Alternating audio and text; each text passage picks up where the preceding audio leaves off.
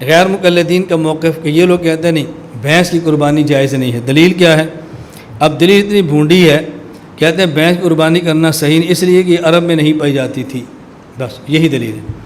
فقہ الحدیث افادات ناصر الدین البانی، آپ کے مسائل ان کا حل مبشر احمد ربانی، ایک البانی اور ایک ربانی، اور دلائل آپ دیکھیں بندے کو سن کر بھی حیات یعنی کو دلائل دینے کا سلیقہ ہے۔ اور مبشر ربانی جماعت الدعوہ کا قاضی گزاد ہے، چیف جسٹس۔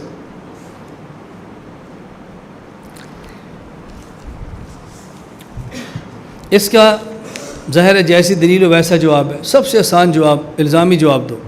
جیسے میں نے کہا نا، کبھی سوال کا جواب سوال کا جواب ہوتا ہے، اور کبھی سوال پر سوال سوال کا جواب ہوتا ہے۔ بس سوال کر دیں بھئی اگر بھینس کی قربانی جائز نہیں ہے تو دیکھیں بھینس کا گوشت کھانا کیسے جائز ہے، بھینس کا دودھ پینا کیسے جائز ہے، بھینس کا دودھ سے نکلا مکھن کیسے جائز ہے، لسی کیسے جائز ہے۔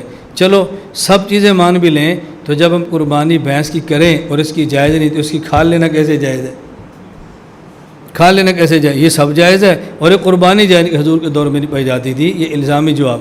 اور باقی جو تحقیقی جواب بڑا آسان ہے، وہ یہ کہ ہم جو بھینس کی قربانی کو جائز مانتے ہیں تو اس کی بنیاد دلائل ہے۔ مسئلہ زکوٰۃ میں جو حکم گائے کا ہے وہی حکم بھینس کا ہے، قیاس کیا گیا ہے، اور قیاس ایک دلیل شرعی ہے۔ جو مسئلہ زکوٰۃ میں گائے کا ہے وہی مسئلہ بھینس کا ہے، تو ہم نے قربانی کے مسئلے کو زکوٰۃ کے مسئلے پر قیاس کیا ہے، اور قیاس دلیل شرعی ہے، اس لیے قیاس کا انکار نہیں ہو سکتا۔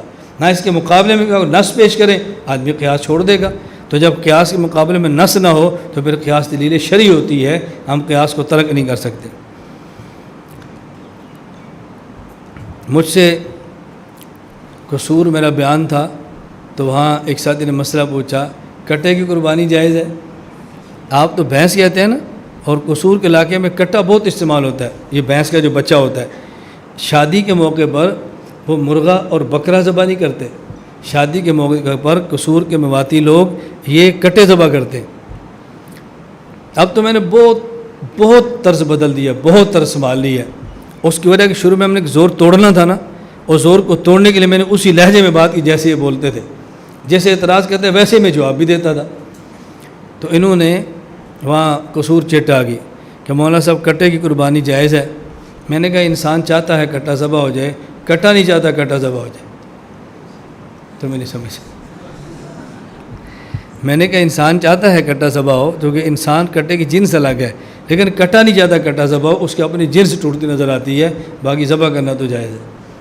اور پھر لوگ سمجھتے ہیں میں نے کیا بات کی، وہ اس طرح چٹوں کا جواب چلتا ہے نا، پھر دوبارہ چٹ نہیں آتی، بالکل چٹ نہیں دیتے۔ میں سیالکوٹ بیان کیا تو مجھے چٹ آ گئی۔ آپ نے بیانات میرے سنے ہیں، عبارات فقہ کے اندر آ بھی جائیں گے، تو مجھے ایک چٹ ہے جی غیر مقلدین کہتے ہیں کہ فقہ حنفی کے اندر ہے امام اس کو بناؤ جس کی بیوی خوبصورت ہو۔ تو کیا لکھا ہے؟ میں نے کہا لکھا ہے، اس میں حرج کی بات کیا ہے؟ اب علمی بیان آپ پورا سمجھاؤ گے نا تو عوام میں سمجھ نہیں آتا، وہاں تو ایک منٹ کی مار ایسی مارو کہ دوسرے چٹ کی ہمت نہ ہو۔ میں نے کہا لکھا ہے، اس کی وجہ کہ ہمارے امام ابو حنیفہ رحمۃ اللہ علیہ صاحب علم بھی تھے، صاحب کشف بھی تھے۔ ہمارے امام کو کشف ہوا کہ میرے جانے کے 1100 سال بعد ایک فتنہ پیدا ہوگا، جو لڑکیاں دیکھ کر مولوی کے اہل حدیث بنائیں گے، تو امام صاحب نے مسئلہ لکھ دیا کہ مولوی کی اپنی بیوی خوبصورت ہونی چاہیے۔ یہ اس لیے لکھا ہے، اور اگر تمہیں نہیں یقین آتا تو میں نے کہا میں ایسی مثالیں دیتا ہوں کہ جس کو لڑکیاں دیکھ انہیں اہل حدیث بنایا ہے۔ ہاں جی، اور چٹ، اب چٹ نہیں لکھتے،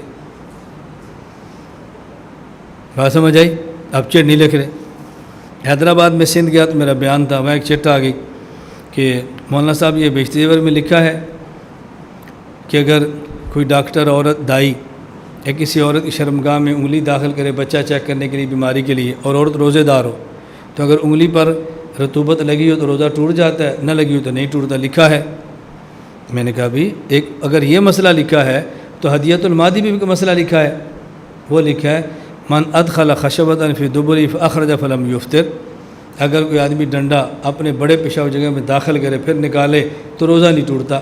انگلی کیسے جاتی ہے وہ تو ہمیں سمجھ آتی ہے، ڈنڈا کیسے جاتا ہے ہمیں سمجھ نہیں آتا۔ میں لڑکوں سے کہا میں نے کوئی ڈنڈا رکھو اور چیک کرو۔ آپ یقین کریں مجھے ہفتے بعد ایک لڑکے کا فون ہے، کہتے ہیں صحیح ڈنڈا ہمارے ہاتھ میں ملتا کوئی نہیں ہے۔ اب آپ اپنے محلے میں ایک ڈنڈا دے کر بندے تیار کر لو، دیکھنا دوڑتے کیسے ہیں۔ اب جیسا سوال ہے ویسا جواب ہوتا ہے نا، جیسی روح ہوتی ہے ویسے فرشتے ہوتے ہیں، جیسا منہ ہوتا ہے ویسے تھپڑ ہوتا ہے۔ میری بات سمجھ آ رہی؟ ان اللہ لا یستحیی ان یضرب مثلا ما بعوضۃ۔ میں پھر علماء کو یہ بات سمجھاتا ہوں، جب میں ایسی مثالیں دیتا ہوں، آپ کہتے ہیں مولانا کیسی مثالیں دیتے ہیں، آپ کی زبان کیسی ہے؟ میں نے کہا جب یہ قرآن پر اعتراض ہوتا ہے کہ مثالیں کیسی دیتا ہے، تو وہاں تم کیا جواب دیتے ہو؟ مثال کا ممثل کے مطابق ہونا ضروری ہے، ممثل لہو کے مطابق، ممثل کے مطابق نہیں، ممثل لہو کے مطابق ہونا ضروری ہے۔ میں نے کہا وہاں جواب دیتے ہو اللہ ممثل ہے اور کفار ممثل لہو ہے، تو یہ نہیں دیکھتے ممثل کیسا ہے، یہ دیکھتے ہیں ممثل لہو کیسا ہے۔ اور جب میں اعتراض کرتا ہوں تو آپ کہتے ہیں مولانا آپ کی شان کے لائق نہیں ہے۔ بھائی میری شان کے لائق نہیں ہے، ان کی حیثیت کے مطابق ہے، تم یہ دیکھو نا۔ بات سمجھ آ رہی؟ یہ میں نے 10 سال اس پہ لگائے ہیں الحمدللہ، میں نے ایسے جھنجھوڑا ہم نے نا، بس آپ سوچ نہیں سکتے۔ اور بڑی بڑی وہ زبانیں جو 42,000 نیچے لٹکتی تھی نا، بحمدللہ وہ بند ہو گئی، وہ گنگ ہو گئی، زبانوں کا رخ بدل گیا ہے۔ آپ کو تو اندازہ نہیں اس محنت کا۔ میں بھی جب ملیشیا کے سفر پہ تھا تو مولانا محمود مدنی المدنی رحمہ اللہ کے پوتے، جمعیت علماء ہند کے جنرل سیکرٹری، میں تصویریں ساتھ ساری بھجواتا ہوں، نشر نہیں کرتا، موقع پر نشر کرتے۔ آپ دیکھیں خوشبو لگائی، مجھے عود کی خوشبو ہدیے میں دی، پھر جسم پہ لگائی، پھر ملاقات کی، پھر جمعہ میرے ساتھ پڑھا، کھانا کھایا بعد میں، اور مجھے کہنے لگے مولانا آپ یقین کریں میری آپ سے پہلی ملاقات ہے، غائبانہ ہم کتنے معترف ہیں، دارالعلوم دیوبند میں آپ کی ذات پوری زیر بحث آئی ہے، اور دارالعلوم دیوبند کے تمام اکابر تمہاری پشت پر ہیں۔ وہ کہتا ہے کہ اس بندے نے دلائل کے ساتھ مثبت انداز میں مسلسل کام کیے۔ بات سمجھ رہے؟ دلائل کے ساتھ مثبت انداز میں مسلسل کام کیے۔ بعض لوگ دلائل سے نہیں گالیاں دیتے ہیں، آپ سنیں مناظرین کی زبان سنیں، گالیاں دیتے ہیں، اور بعض دلائل سے کام کرتے ہیں لیکن مثبت نہیں کرتے، منفی کرتے ہیں، پھر کیس، پھر پرچے، پھر پولیس، پھر جھگڑے۔ اور بعض مثبت کرتے ہیں مسلسل نہیں کرتے، کرتے ہیں اور چھوڑ جاتے ہیں، کرتے ہیں کہتے ہیں آپ نے مسلسل کام کیا ہے اور اس پر ہم سب کو ناز ہے، اور آپ فرض کفایہ ہماری طرف سے۔ یہ تو میں ایک بندہ بتا رہا ہوں نا آپ کا، آپ کو اندازہ نہیں ہے، اللہ گواہ کہ ایسے پورا عالم میں کام پھیلا ہے، پورے عالم ایسے لوگ کھڑے ہو گئے۔ میں کبھی میسیج دکھاؤں نا، کبھی جماعت فاؤنڈیشن بن رہی، کبھی تحفظ دین بن رہا ہے، کبھی ہنا میڈیا بن، ایسے دنیا میں جماعت در جماعت بنتی جا رہی ہے۔ اور ہماری ترتیب کیا ہے؟ جو بھی کام کرتا ہے میں خط لکھتا ہوں، ماشاءاللہ ہم بہت خوش ہیں، جو بھی کام کرتا ہے ساری ویڈیو میں ریکارڈ کرتا ہوں، آپ کو بہت اچھا کام، ہم آپ کے سر پر ہے، جو بھی کام کرے میں کبھی کسی کام کرنے والے بندے کی کمزوریاں نہیں دیکھتا، ہمیشہ اس کی خوبیاں دیکھتا ہوں۔ چلیں غیر مقلدین گھوڑے کی قربانی کے توجہ رکھیں، غیر مقلد گھوڑے کی قربانی کے قائل ہیں۔ دلیل وہ کہتے ہیں صحیح بخاری کتاب الذبائح والصید کے اندر روایت موجود ہے، اسماء بنت ابی بکر رضی اللہ عنہ فرماتی ہیں نحرنا علی عہد النبی صلی اللہ علیہ وسلم فرسن فاکلناہ، ہم نے رسول اللہ صلی اللہ علیہ وسلم کے دور میں گھوڑے کی قربانی دی پھر اس کو کھا لیا۔ تو دیکھیں گھوڑے کی قربانی حدیث ثابت ہے۔ جواب نمبر 1، ثمانیت ازواج، یہ جو 4 جانوروں کے جوڑے ہیں اور 8 تعداد بنتی ہے، قرآن کریم نے اس میں گھوڑے کا ذکر نہیں فرمایا، علی رضی اللہ تعالیٰ عنہ نے اس میں گھوڑے کا ذکر نہیں فرمایا، اس سے معلوم ہوتا ہے کہ گھوڑا قربانی کا جانور نہیں ہے۔ نمبر 2، یہ جو حضرت اسماء فرماتی ہیں کہ نحرنا، اس کا غیر مقلد ترجمہ کرتے ہیں نسکنا، قربانی دی۔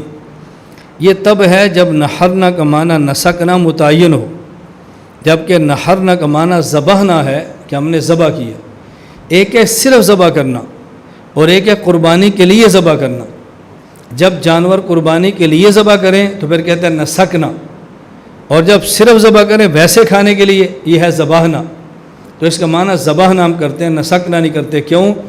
اس لیے کہ اسماء رضی اللہ تعالی عنہا سے خود روایات موجود ہیں جہاں وہ نحرنا کی بجائے اور نسکنا کی بجائے ذبحنا فرماتی ہیں۔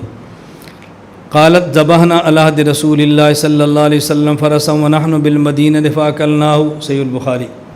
نمبر 2، ذبحنا فرسا علی عہد رسول اللہ صلی اللہ علیہ وسلم فاکلناہ، المعجم الکبیر۔ ذبحنا فرسا فاکلنا نحن اہل بیت رسول اللہ صلی اللہ علیہ وسلم، کنز الامال۔ وہ خود اس کا معنی ذبحنا فرما رہی ہیں، تو آپ اس کا معنی نسکنا کیوں کرتی ہو؟ بات سمجھ لو، اسے کہتے ہیں تعویل و بما لا یرضی بہ القائل، کسی آدمی کے لفظ کا معنی وہ بیان کرو جو خود اس پہ راضی ہو۔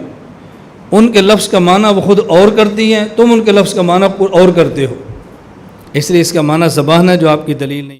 لا الہ الا اللہ، لا الہ الا اللہ، لا الہ الا اللہ، ما لنا رب سوا۔ لا الہ الا اللہ، لا الہ